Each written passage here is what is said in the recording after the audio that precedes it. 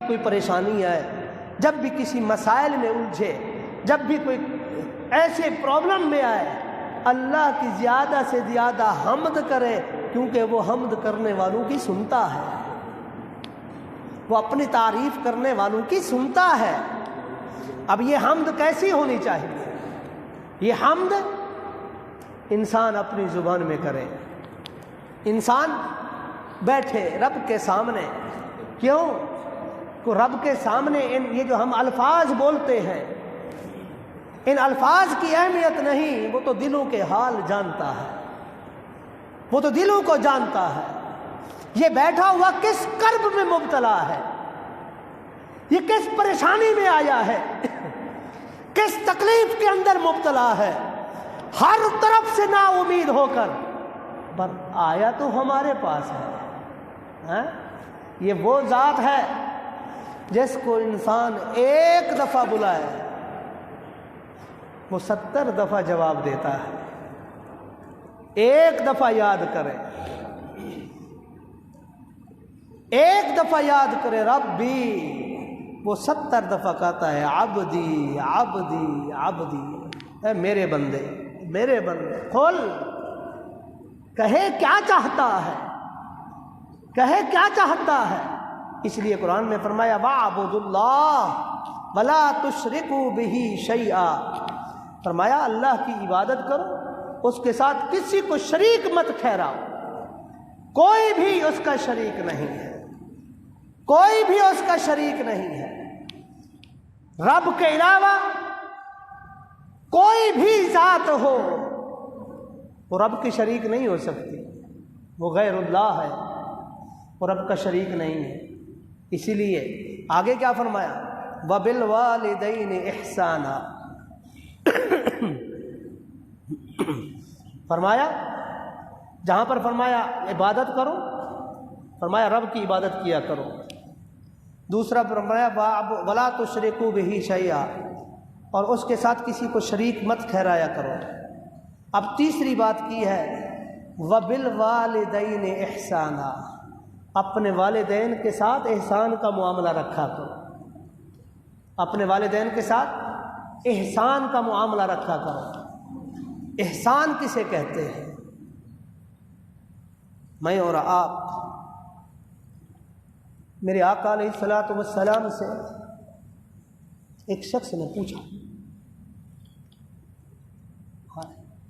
پوچھا یا رسول اللہ صلی اللہ علیہ وسلم، میں نے اپنی والدہ کو جو ضعیف ہو چکی ہیں، عمر ان کی بڑھ چکی ہے، چلنے پھرنے سے قاصر ہیں، چل نہیں سکتی، مگر یا رسول اللہ میں نے رب کی رضا کے لیے، رب کی رضا کے لیے اپنی اس والدہ کو اپنے کندھوں پر اٹھا کر، ایک میں آتا ہے حج کرایا ہے، دوسرے میں آتا ہے عمرہ کرایا ہے، اور کعبے کے طواف کیے ہیں، یہ میں نے کیا یا رسول اللہ۔ آپ فرمائیں کہ کیا میں نے اپنی ماں کا حق ادا کر دیا؟ ماں کا حق ادا کرنا احسان والی بات نہیں ہے۔ ابھی احسان کس کو کہتے ہیں؟ پہلے اس کو سمجھ لیجئے۔ آپ نے کسی کے ساتھ کوئی نیکی کی، کوئی پریشانی میں مبتلا تھا، آپ نے اس کی پریشانی کو دور کر دیا، آپ نے بھی رسول اللہ کا کہنا مانتے ہوئے کہ اللہ کے بندوں سے کوئی تکلیف کو دور کرے گا، اللہ تعالیٰ اس کی تکلیفوں کو دور کرے گا، یہ سوچتے ہوئے آپ نے کیا کیا؟ اس سے تکلیف کو دور کر دیا۔ ایسا وقت آیا کہ آپ کسی تکلیف میں مبتلا ہو گئے، آپ کسی آزمائش میں مبتلا ہو گئے، اس کے بعد جس کے ساتھ آپ نے کیا تھا اگر اس نے آپ کے ساتھ ویسا ہی کیا ہے تو یہ احسان نہیں ہے، یہ احسان نہیں ہے، کیونکہ آپ اس کے ساتھ پہلے نیکی کر چکے ہیں، اس کے بعد وہ آپ کے ساتھ کر آپ آپ اس کے ساتھ کر چکے ہیں، اس نے آپ کے ساتھ اب نیکی کی، اس میں کون سے احسان والی بات ہے؟ احسان تو یہ ہے کہ آپ نے اس کے ساتھ نیکی بھی کی اور نیکی سے بھی زیادہ ویسا بھی عمل کیا جیسا اس نے آپ کے ساتھ کیا تھا۔ یہ کرنے کے بعد آپ نے اور زیادہ اچھا عمل کیا اس کے ساتھ، یہ احسان کے زمرے میں آئے گا، یہ احسان کے زمرے میں آئے گا میرے۔ اب یہ احسان کسے کہتے ہیں؟ ویسے ایک بدلہ ہوتا ہے، ایک احسان۔ کسی نے نیکی کی، آپ نے نیکی کر دی اس کے ساتھ، آپ نے کون سا احسان کیا ہے؟ اس نے آپ کے ساتھ اچھائی کی، آپ نے اس کے ساتھ اچھائی کر دی، آپ نے اپنے نیک ہونے کا ثبوت دیا، آپ نے اپنے رب کو وحدہ لا شریک ماننے کا ثبوت دیا کہ رب نے حکم دیا ہے کہ جو جیسا کرے ویسا کیا کرو، حل جزاء الاحسان الا الاحسان، کہ احسان کا بدلہ تو احسان ہوتا ہے۔ کسی نے آپ کے ساتھ کیا، آپ کو ویسا کرنا چاہیے، ایسا تو نہیں کوئی آپ کے ساتھ نیکی کرتا جائے آپ اس کے ساتھ برائی کرتے جائیں، نہیں۔ اگر کوئی ایسا کرتا ہے تو اس کو کہتے ہیں کہ نہیں، یہ اچھا آدمی نہیں ہے، خاندانی آدمی نہیں ہے، جیسے اس کے ساتھ نیکی کی گئی ہے، اور نہیں تو کم از کم یہ ویسا تو کرتا، اگر اس سے بڑھ کر کرنے کو احسان کہتے ہیں۔ اب آئیے میرے آقا کی بارگاہ میں وہ جو حدیث میں نے عرض کی ہے، صحابی عرض یا رسول اللہ، میں نے اپنی والدہ کو عمرہ بھی کرایا، حج بھی کرایا، عمرہ بھی کرایا، کندھوں پر اٹھا کر، یا رسول اللہ وہ حرکت نہیں کر سکتی، وہ چل پھر نہیں سکتی، میں نے یہ کیا ہے، کیا میں نے اپنی ماں کا حق ادا کر دیا ہے؟ کیا پوچھا؟ کہ میں نے کیا اپنی ماں کا حق ادا کر دیا ہے؟ قربان جاؤ میرے آقا کی ذات پر۔ میرے آقا علیہ الصلوۃ والسلام نے فرمایا، صحابی تمہاری زندگی کی وہ ایک رات جس میں تم نے سردیوں کی رات میں اپنے بستر کے اوپر پیشاب کر دیا،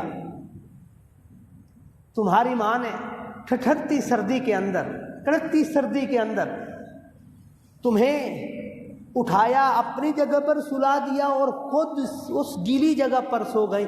میرے حبیب فرماتے ہیں تم نے تو اس نیکی کا بھی ابھی بدلہ نہیں چکایا ہے، تم بات کر رہی ہو کہ احسان کی، حق ادا کرنے کی، تم نے تو وہ ایک رات کا جو لمحہ تھا جو تمہاری ماں نے تمہارے لیے قربانی دیتے ہوئے، کیا اس کو تکلیف نہیں ہوئی؟ کیا اس کو سردی نہیں لگی؟ کیا وہ انسان نہیں تھی؟ مگر اس نے تمہاری تکلیف کو دیکھتے ہوئے تمہیں اٹھایا، تمہیں سکون دیا، خود تکلیف میں مبتلا رہی، کیونکہ محض رب کی رضا کے لیے اس نے جو یہ نیکی کی ہے تم نے تو ابھی تک اس کی نہیں چکائی، تم پوری زندگی کی بات کر رہے ہو کہ یا رسول اللہ میں نے اس کا احسان چکا دیا۔ اسی لیے فرمایا وَبِالْوَالِدَيْنِ إِحْسَانًا، ماں باپ کے ساتھ کیا کیا کرو؟ احسان کیا کرو۔ سوچئے وہ لمحے، ہم سب میں سے بیشتر اللہ کے کرم سے، فضل و کرم سے صاحب اولاد ہیں، بچوں کی پرورش کر رہے ہیں، چھوٹا بچہ، معصوم بچہ، نیو بورن بیبی، نیا بچہ کیا کر سکتا ہے؟ اپنا دفاع بھی نہیں کر سکتا، اپنے لیے بھی کچھ نہیں کر سکتا، اور تو اور اس کو پیاس لگ رہی ہے، بھوک لگ رہی ہے، وہ یہ بھی نہیں بتا سکتا کہ مجھے بھوک لگی ہے، مجھے پیاس لگی ہے، مجھے اس چیز کی ضرورت ہے، مجھے اس چیز کی ضرورت ہے۔ یہی والدین اس کے نام بولتے ہوئے بھی اس کی ایک ایک چیز کا خیال رکھتے ہیں، ایک ایک چیز کا خیال رکھتے ہیں، اس کے بعد جیسے جیسے بڑا ہوتا ہے اس کو پروٹیکٹ کرتے ہیں۔ ماں باپ کے ساتھ بچہ ہو، گھر میں بیٹھے ہوئے کھانا کھا رہے ہوں، 10 آدمی بیٹھے ہیں، اگر وہاں پر بچہ چارپائی پر بیٹھا ہے یا بیڈ پر ہے یا چیئر پر ہے یا کسی جگہ پر ہے، جیسے ہی بچہ تھوڑا سا لڑکتا ہے تو ماں بھاگ کر جاتی ہے، جا کر پکڑتی ہے، باپ بھاگ کر جاتا ہے۔ کیوں؟ کیا ان کے اندر کوئی سینسر لگے ہوئے ہیں؟ یہ محبت ہے، یہ قربانی ہے جو ماں باپ دیتے ہیں اپنی اولاد کے لیے۔ پھر جیسے جیسے بڑا ہوتا ہے، جیسے جیسے وہ بچہ بڑا ہوتا ہے، ایک وقت ایسا بھی آتا ہے وہی بچہ اسی باپ کو کہہ رہا ہے آپ کو کیا پتا دنیا کیسے چلتی ہے۔ وہی بچہ جس کو باپ نے کن مشکلات سے نکالا ہے۔ اب وہ بچہ بتاتا ہے ابا آپ کو کیا پتا کہ دنیا کیسے چلتی ہے، دنیا بڑی ترقی کر گئی ہے، آپ پتہ نہیں کون سے زمانے کی باتیں کرتے ہیں، ایڈوانس دور ہے یہ۔ مگر قرآن کیا کہتا ہے؟ قرآن کہتا ہے رب کے ساتھ رب کی عبادت کیا کرو، اس کے ساتھ کسی کو شریک نہ ٹھہراؤ۔